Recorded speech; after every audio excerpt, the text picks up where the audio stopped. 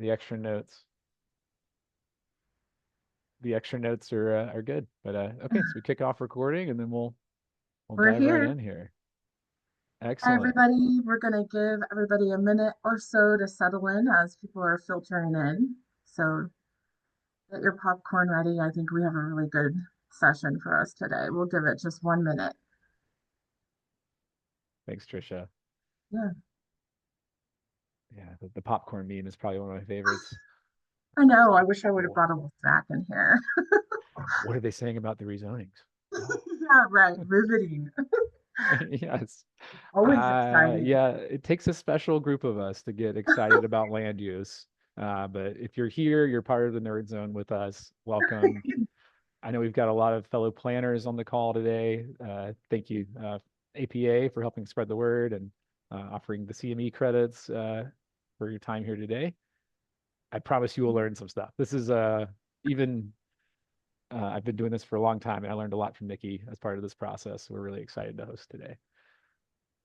All right, well, we're a minute after. I want to welcome everyone and thank you for joining us for today's webinar, where we'll be talking about rezoning in action, this community engagement that builds trust and transparencies. Before we get started, I just wanted to do a little bit of housekeeping. I want to draw your attention to the chat and Q&A. If you have any thoughts or questions that you want to share with Niki, we'll save time at the end of the session for her to answer. If we run out of time, we'll be sure to make note of them so that we can share it with you. And then for those of you who have colleagues who weren't able to attend, we'll be sending out a recording of the session within 24 hours. So just keep an eye on your inbox for that. Really quickly, my name is Trisha Thomas. I'm the content marketing manager here at Public Input. I also happen to be a former community engagement practitioner for local gov. Um, and I worked at an MPO and we were right next door to the rezoning meeting. So I always saw the packed house and was always like really jealous of all the people that came out until I realized how really angry they were. So hopefully this session helps. Before we move on, I want to introduce Jay Dawkins. He's the co-founder and CEO of Public Input. He has a background in engineering and planning. He left consulting in 2014 to build a platform that improves the public engagement process. Today, Jay continues to lead development at Public Input and works closely with agencies nationwide on engagement best practices. With that, Jay, I'll let you introduce our special guest today. Absolutely. Thanks, Trisha. Mhm. Um, yeah, it's exciting to get to do this kind of work, and the people that make it worthwhile are folks like Niki who lean in with us and innovate and find creative ways to apply the technology, especially in a way that's aligned with our mission of getting more people to the table, having more voices represented in the conversation. But we're super excited to have Niki today. She's been in municipal government for 15 years and has a strong background in planning. She earned her BA from the College of Charleston, and that was in historic preservation and community planning, and then returned. And after she got her career going, she came back for her master's in public administration and a graduate degree in regional planning. So for the planners on the call, you're among some planning nerds, and Niki has done some amazing work. She's a working mom, and she understands that it's not easy to find the time to participate in this public process. So not only from a planning perspective can she see it, but as also from a resident perspective.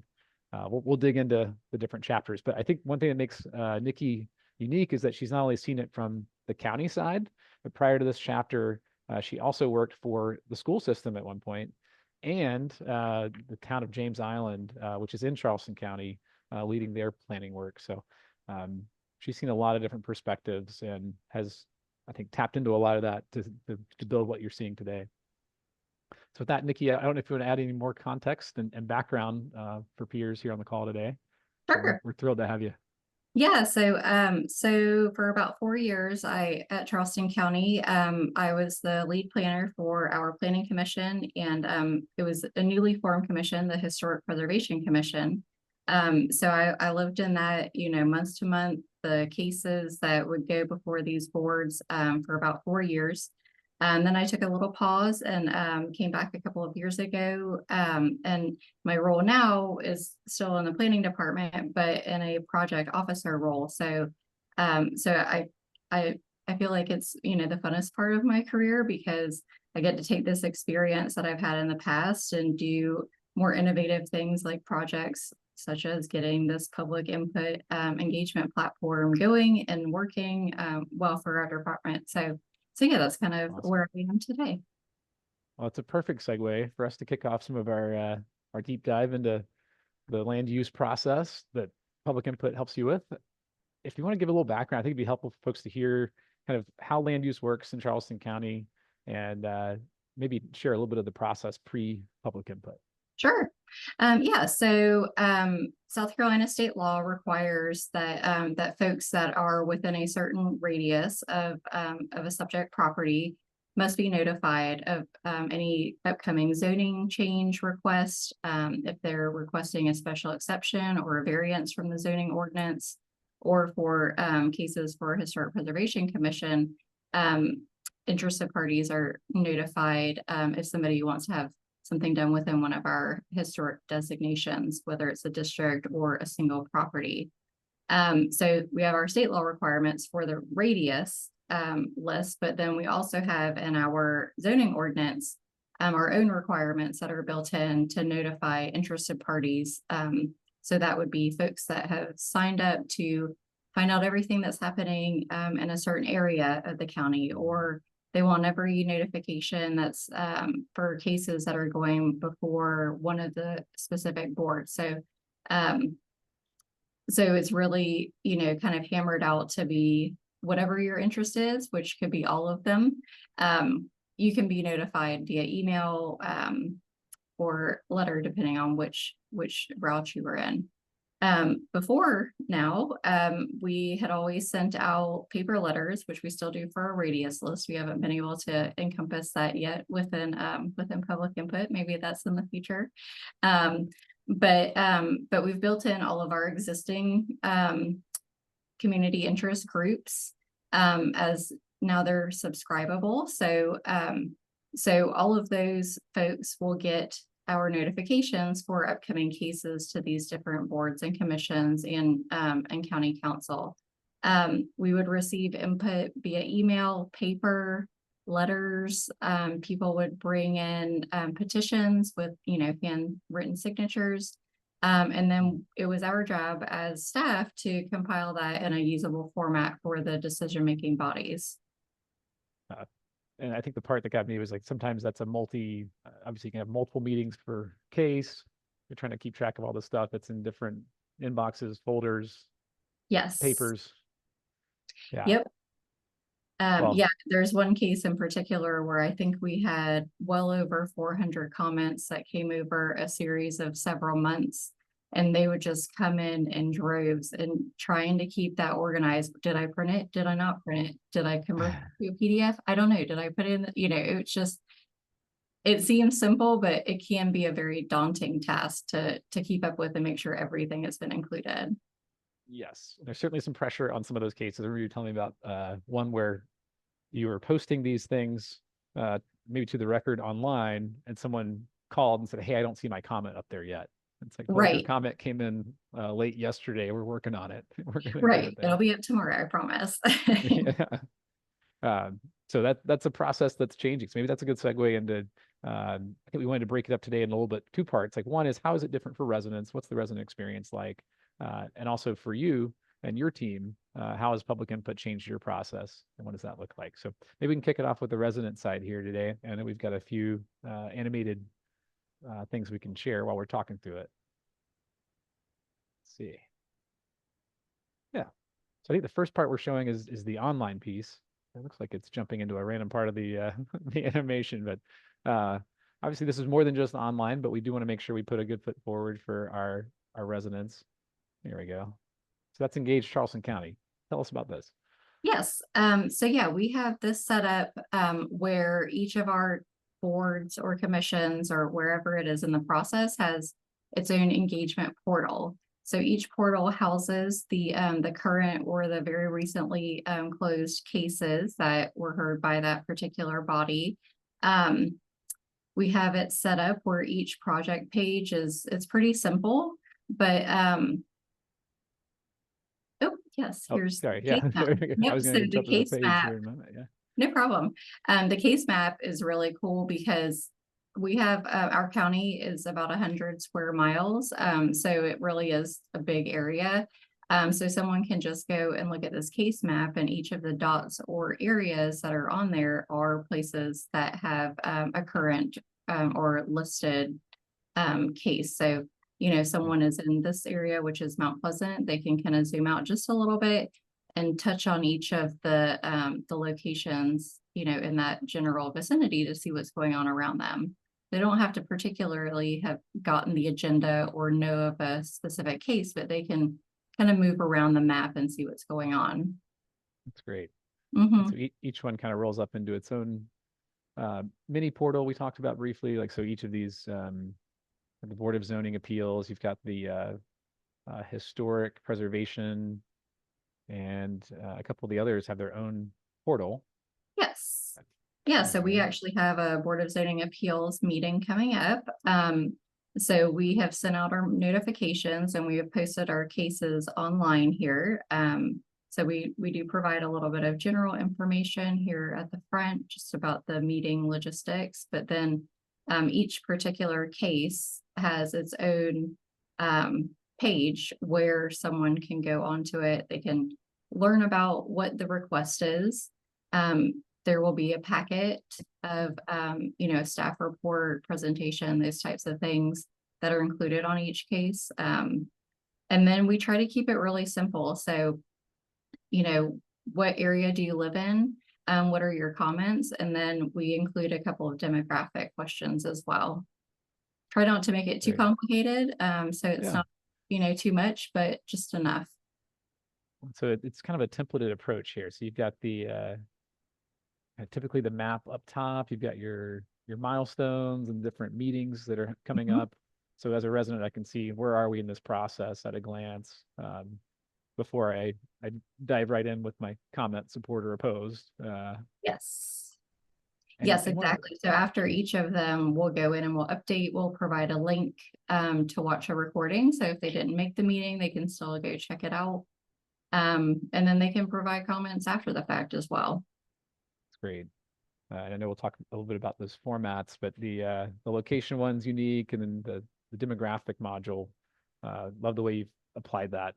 This was one of these things where the National Institutes of Health did a study where if you're going to ask demographic questions, typically you see a drop off, but they were able to reduce the drop off by about 30% by telling people why they were asking for this information. So by default, these little modules tend to have a preface, which you guys have baked into the process here too. So same set of questions every case. I guess this is the same module across all those. Yes. Yep. We try to keep it consistent. So maybe down the road, if we need to notify a group of folks that are in one specific area, then we can use the location features to grab all of their contact information. And look at trends over time. What age of people are participating, what planning area do they live in, or do they own property in, or are they just interested in providing input? Down the road, I feel like that information, we'll be really glad that we captured it early on so that we have it for the entire life of the platform. Absolutely. Yeah. Well, we love kind of building that over time. I know we'll touch on that a little bit with some of our cool data visualizations later. And of course, near and dear to our heart is going beyond the online. How do we embrace that you already have a process that's working today that is not just an online? We don't want to add something to it. We want to recognize that each of these channels is potentially another subsegment of our residents or our constituents, and we want to give them an easy way to participate. Yes, exactly. That's great. And so this is set up on every project or every case, right? You're automatically spinning these things up for each case.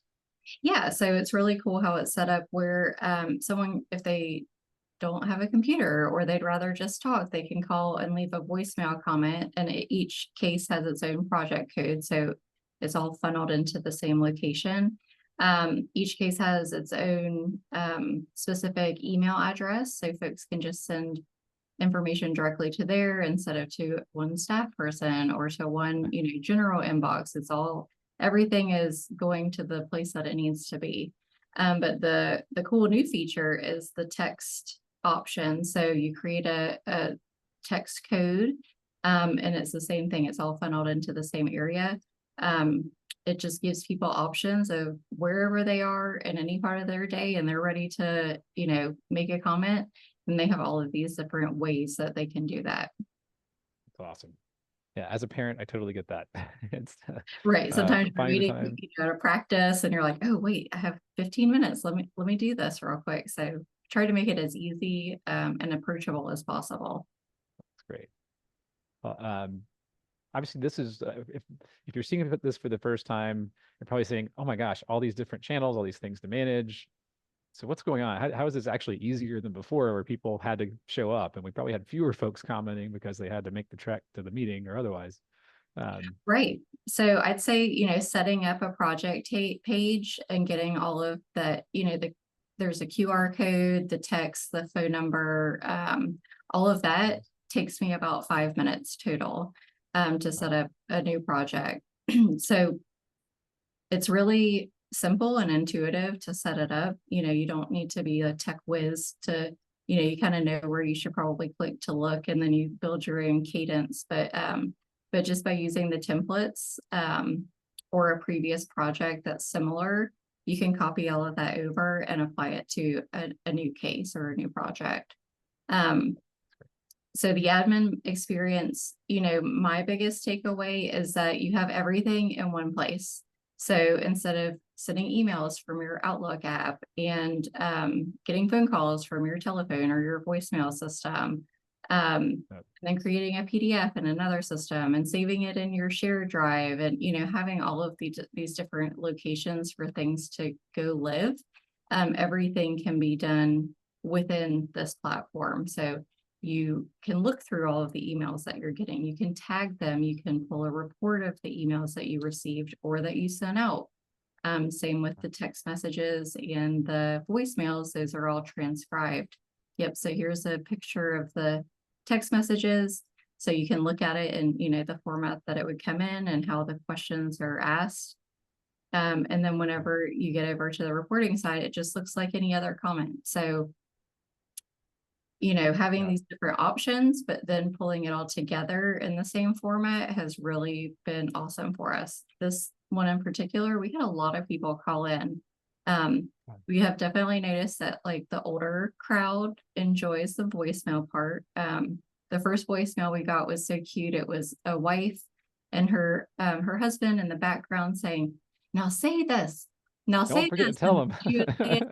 And it was so cute because, they felt like they had an avenue that they could use that was easy for them. And that's exactly what we did all of this for. So it's been interesting to kind of see how it's evolved, how different cases people will tend to comment in different ways. But it's so cool to see it come across the different avenues. Yeah, that's wonderful. We've definitely seen some fun anecdotes, especially with voicemail, bringing out folks that were otherwise probably not involved in the process before. It's really cool. And one of the other dimensions, I know we want to pull up the map here, but as long as someone shows up either online or they're participating through one of these digital formats where we can pull a location, we're trying to map those folks. And I was thinking back to like the conversation we had around like how that potentially affects reporting. Obviously, we'll show some reports here in a moment, but how does it change the process to have the location for all the people you're hearing from here? A lot of cases, and we've had our decision-making bodies ask us before, well, I know you received this many comments, but how many of those comments were people that actually live there? Or how many of the comments were people that just own property there, but they don't actually live there, and they might not be affected by something as much as someone that's living within that area where the change may take place? Being able to break that down if it's requested is huge. Otherwise, in the past, it was going through and every single person that provided their address, we'd say, well, we, out of this many letters that we got, this many included their address, and of that number, XYZ are how many live in that neighborhood. So, another benefit is if something is going to happen right there, then we have these folks mapped so we can get in touch with them. Future outreach. Date. Yeah, it's great. well, that whole compounding nature of this is like you're bringing out different voices with each case, but ultimately your database storing all of them for whatever comes down the road. Like, I know we have a couple example reports to pull up here. Who are the typical folks that you're reporting this out to?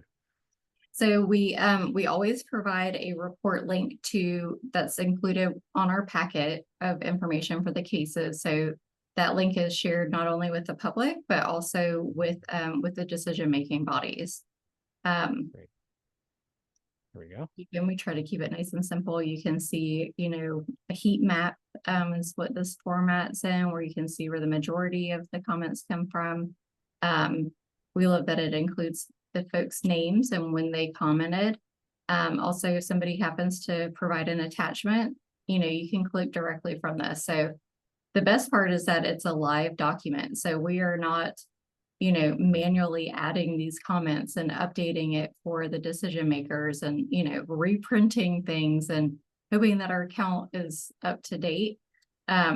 We can receive comments up until a certain time, turn it off if we want or not. And whenever that person goes to click on the link, then it's all up to date right there for them. Mm-hmm. Yeah, back to the Outlook analogy. You're not going, did I export this one? Yes. That's great. I love it. And you mentioned the link thing. I know we had a couple examples of that. So the ability just to share that link, but also, going back to that, hey, can you show us what people said that, lived near this, or they're coming from this neighborhood versus maybe own property or from out of town? Exactly. Also, customizing the date range. So let's say we wanted to narrow it down to folks that had commented before or after one particular meeting, see if the comments changed from, before versus after, or if there were more comments or less comments received. It's nice that you can really customize this to, exactly what you're looking for, or pretty much have it at the tip of your fingertips. If someone were to ask for the information, you could say, oh, hold on, let me see what I can, put together on this report, go do some filtering and get the information that you need. Awesome. And I know some of the folks on the call are probably wondering, yeah, but I want my spreadsheet. I too am a spreadsheet nerd. I love getting in there and slicing, dicing, doing pivot tables. Same filters, same power tools are there. Yeah, it's out there. You can. We don't have that in the slides today, but we're here for it too. Yep, we started with the spreadsheet and then we quickly moved to the dynamic reports for that very reason. Wait, the spreadsheet is what we know, but then, oh, but there's other options. We don't have to do that anymore. Gosh, yeah, the real-time thing. I love that the board has embraced that. Was there any like initial like, but I like it the old way, or I guess were there things you had to do? They were pretty embracing. It's almost been like a gradual process. I guess the first step was a few years ago when we moved them from printed binders of information to iPads, which was groundbreaking, especially because we have a 9-member council. So that means we have 9 council members, 9 members on each of those boards. That's so much paper. If it's a case that has a ton of comments, we were constantly swapping out those pages, adding pages to them times 9. I mean, it was a huge organizational feat. But with this, they have the link and, then they can access it from wherever they are. So if they're on the go, they can pull up, the link on their email, on their phone. They can, scroll through, they can look at it on an iPad, computer, whatever is available at the time that they're ready to receive the information. It's right at their fingertips. So that's really been huge. That's great. Yeah, I couldn't.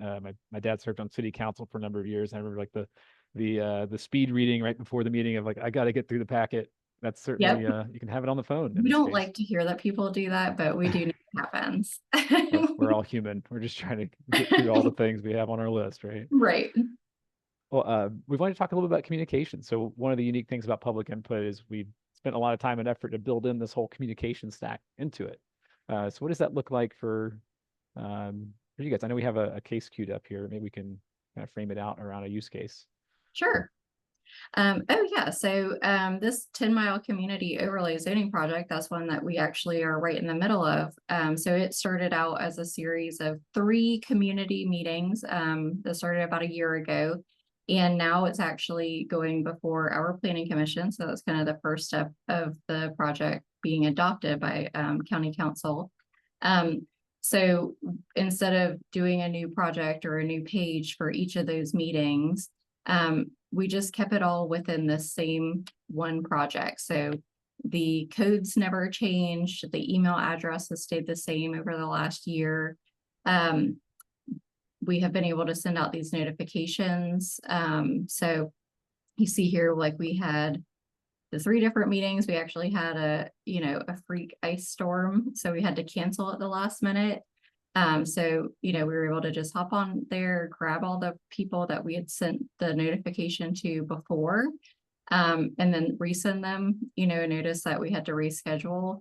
It makes it so easy, but also, looking at the bigger picture, this is all contained within that project. So, we'll probably have at least 4 notifications, I'd say, going out through the planning process to get it adopted.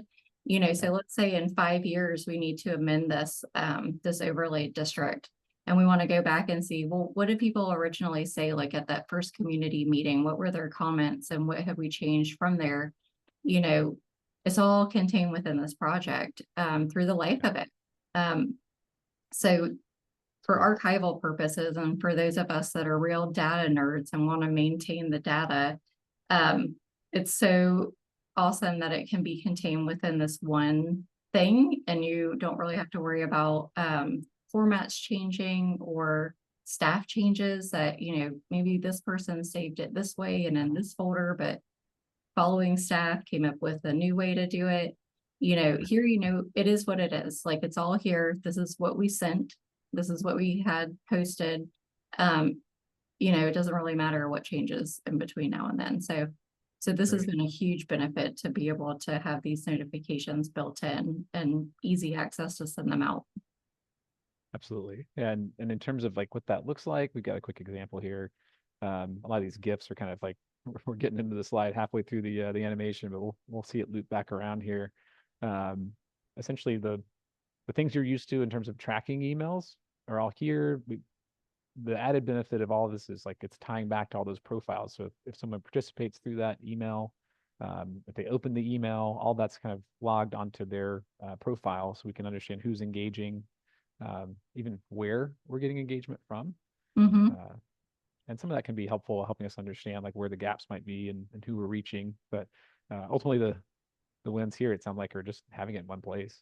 Just makes it right. easier. And I guess unfortunately or not, some folks, let's say there's a FOIA request that comes up down the road and says, hey, I want to know who all you sent this to.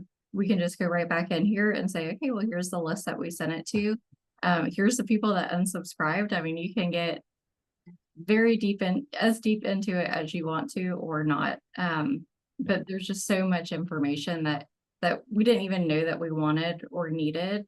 But with that knowledge now, know that moving forward, like, oh yeah, wait, I can go grab that and see what that was at that time.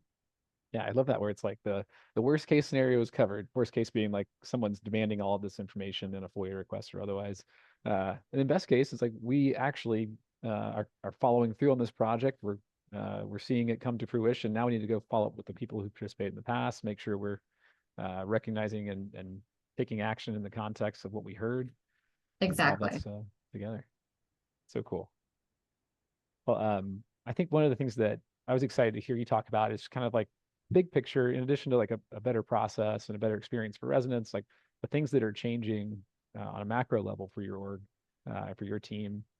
And I had a little bit of the data there, but maybe just hearing you speak to that a little bit, we'll walk through some slides here.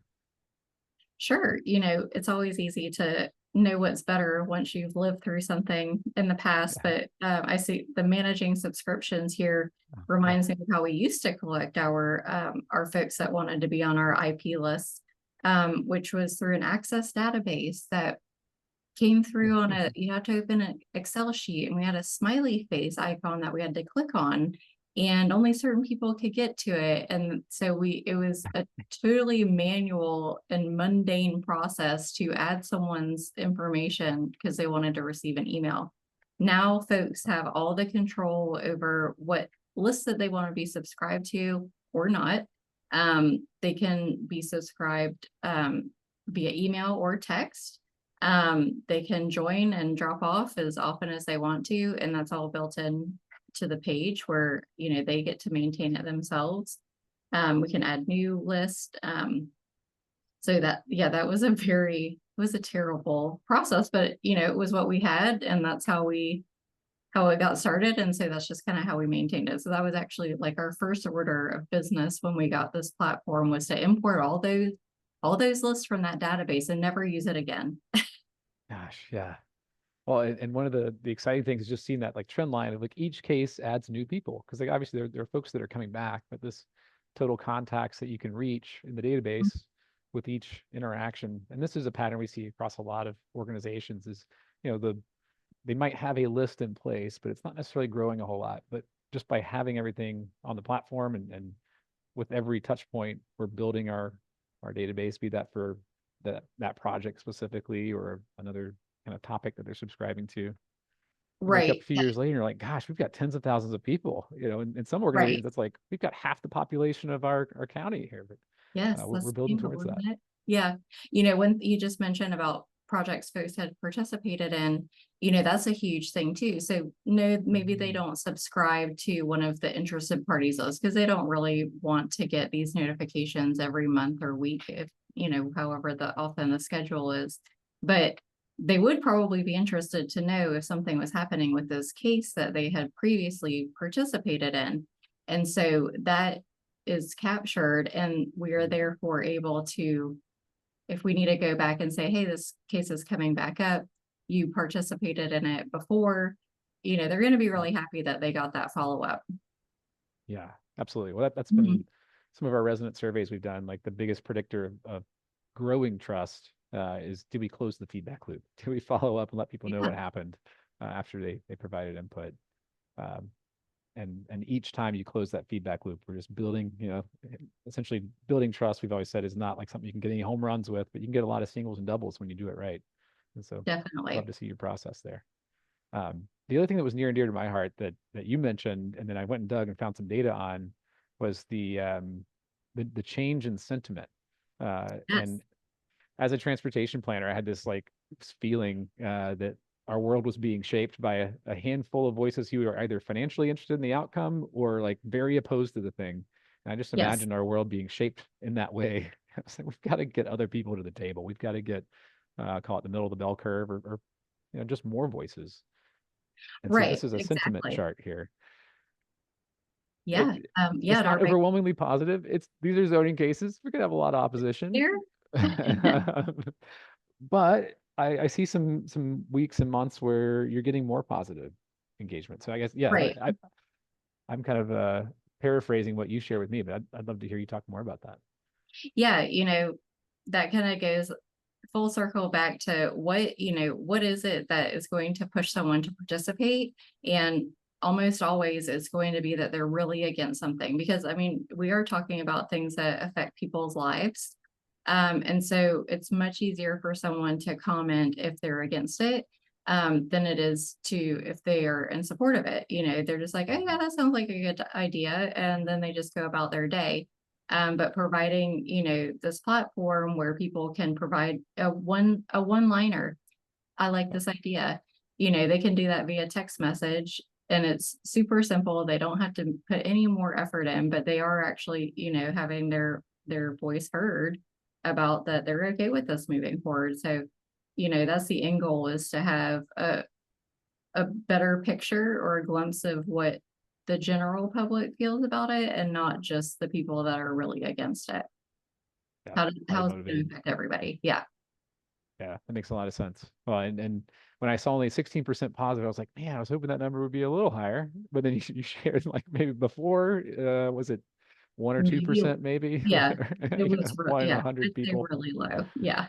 And if it was, then it was somebody, you know, that probably, like you just said, might have financial interest in it. So they said, oh, yes, I support this. Yeah, Sure. this is a better visual of, what what other people are thinking besides just the people that are affected by it, Great. either in a bad way or financially. Well, I think that brings us to kind of like a little bit of the zoom out and the Q&A period here, but overall it's just like really exciting to see what you've achieved in just a short amount of time with the platform. And it means a lot to see the way your teams embraced it and innovated and thought of creative applications of the tech. But I really like the outcomes too. It's like getting more people to the table, making a difference in the planning process. So that's what we're here for. Yes, definitely. With that, Trisha, I don't know if you've got anything in the chat you want us to tackle from a Q&A standpoint.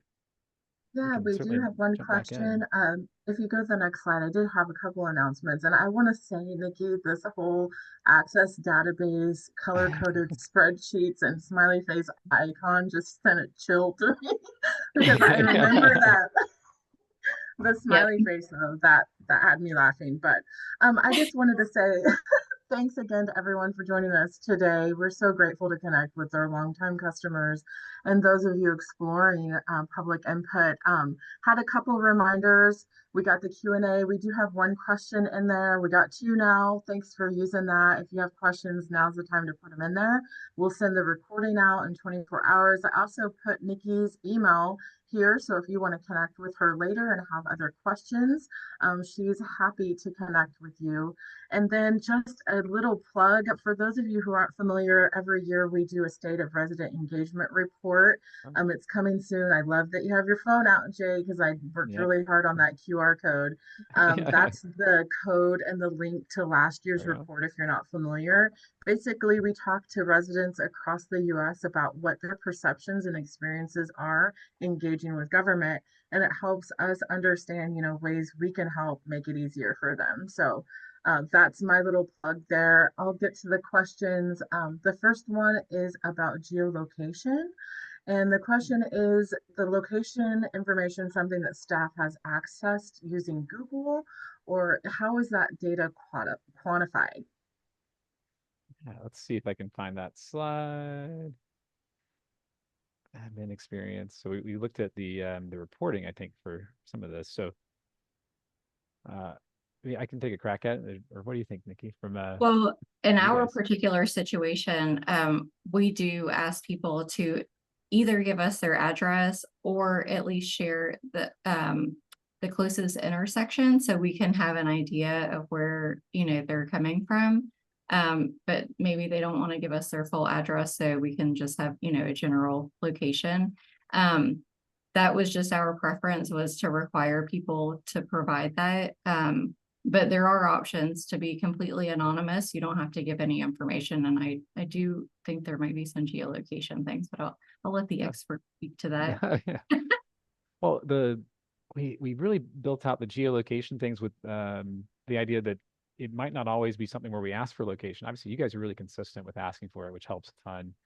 But for every person that arrives on the site, we're using kind of the same technology used by like Lowe's or Home Depot when you go and it tries to show you your nearest store when you go to their sites. Under the hood, we've got something called GeoIP, which is pulling the general location of someone. And so it's assigned that location to their profile until they provide us with something that's even better. So if they provide a zip code, or if they give us the cross streets like this person did here, or even address, getting really granular. There's a lot of different ways people can provide location on the platform. Ultimately, our job is to manage that and then put it on the maps as the step one. But I think the question was around like, how do you quantify that too? So one of the things we didn't dive into today is segmentation. If you remember the report, there's some of these pre-built segments that get set up either as part of implementation. We'll help you build these out using, if you've got GIS data to create those areas. Then as people participate, we can segment using their location them into these groups. And so you could see like the number of people that participated from that area, in terms of quantifying it that way. I know a lot of times council districts are a big deal for that. It's like, I want to hear what my constituent said. You can certainly do that with the reporting there. But happy to answer more technical deep dives as we go. If you want to follow up with us over email, and make that happen. Maybe next one here, The next Tricia. question we have from Sheila. She says, do you still have to send out notices by mail based on state code requirements? We do to those that are within the 300-foot radius of a property. Maybe one day we could connect Yeah. our public input site with our assessor data, which is how we pull that at this point. But it just depends on what our tax assessor collects. So if they are able to collect an email address, then that would be amazing. But when you get down to the nitty-gritty of it, we are trying to notify the owners and within that radius. And so the best information we have is their mailing address where they get their tax bill, unfortunately. That's right. And this is one that we could revive potentially. I mean, we're spending a lot of time thinking about like the future of land use on the platform and like how do we plug into existing systems? Like in your case, I think Tyler Intergov behind the scenes for the case records. Others might be using something like an Acela or Civic Plus. We're looking at how do we pull from there to save you even that 5 minutes it takes you to set up. If we could cut that to one. But the other side of that is parcel data. We had looked into, it was right before the pandemic. We were working on importing parcel data into the system to do that kind of site selection. The pandemic took us in some different directions. We worked a lot more on what we saw today in terms of the meetings and the data management, but that's somewhere I think if we hear that feedback enough, that's a direction we'll go back. So there's ways that we can certainly there's different providers for mailing via API. Like we could, anyway, I'm brainstorming now. This is what we do, and look forward to iterating on that. And I love the question. So, Nikki, all this right. is piggybacking on the mailing thing. Another person asked, do you include links to the site on the mailed notices? Yes. My favorite thing, and this probably will show my age, but so each project, you can generate a QR code, which is so cool. So on those mail out letters, we always include the QR code that will take folks directly to the project page. And then we have it set up where, how to participate. And then we list out one, participate in our survey. Here's the link. 2, send us an email. 3, you can fill out do the survey via text, or 4, show it to the meeting. So we try to get this information out as much as possible. One of my things I would like to implement is, most of you all probably know we have posted notice requirements. So we actually go post physical signs at the location where the potential change is. For us to include the QR code on those signs is kind of my next level of implementing what we have. Yeah. And I know there's Larimer County may have also done that, just thinking through the folks I've talked to about their land use process. I'm a QR code believer. I was a skeptic in the early days, but then they added it to our cameras. I was like, too. okay. Yeah. It's like, who's going to download an app to get the scan? Oh, it's in the camera Forced now. you to love it. Yes. Yeah. What we got next here? Next question. Are we able to implement inspection requests or permit applications? I think we've had some cases where that process is more closely tied to like the follow-up after a permit application, like, hey, how was your experience? Or after an inspection, we've seen those where we can do a programmatic follow-up with the resident. And I think it'd be a good one to dive into in terms of what that would look like. Obviously, some of those might be more public than others. I'm not sure how much you want to put those onto a public portal, but you could put those onto a portal. So definitely something to explore there. Short answer is I think so. Let's dive in. Well, this one's kind of piggybacking that public portal. This person asked, Nikki, are your public input pages serving as your official project web pages as well? Yes. Yep. So we have actually moved so we used to post it on our county webpage. And we do still keep some records there, like official meeting minutes and that sort of thing. But it's just made it easier that we're not having to work with the IT department to do all of our, posting work for us. So we have now redirected anyone that visits our planning webpage is there is then redirected directly to our public input pages to get information on the cases and agendas. Yeah, I think a really big point around, again, the resident trust thing is using a subdomain of the county website for it. So a lot of residents, unless they're sending it to a public input email address, you may not even notice that they're on a public input site. It's all Charleston County's branding and engage.charlestoncounty.org. So all those things kind of add up to an experience that feels like the website anyway. So exactly. you guys have So made a it's lot of been good great that changes we've been able to take a lot more ownership of, instead of saying, okay, dear IT, please upload this packet. Oh, I don't like how you formatted it. Can you please rephrase this? Now we have the control over doing our own posting and everything. So that's made it really nice. Awesome. Well, the 45 minutes flew by. I love these Yes. questions. We'll follow up. We've got a couple more that queued up just now. We should probably wrap and give folks back the time here. Made it just in time. I'll follow up with the rest of the answers via email with the recording. I hope everyone has a really good day. Thanks for joining us. Thank you so Thank much. you, Tricia. And please thank you, reach Niki. out if you have direct questions. I'm happy to work with anybody. That's awesome. All right. We'll see y'all. Thanks again.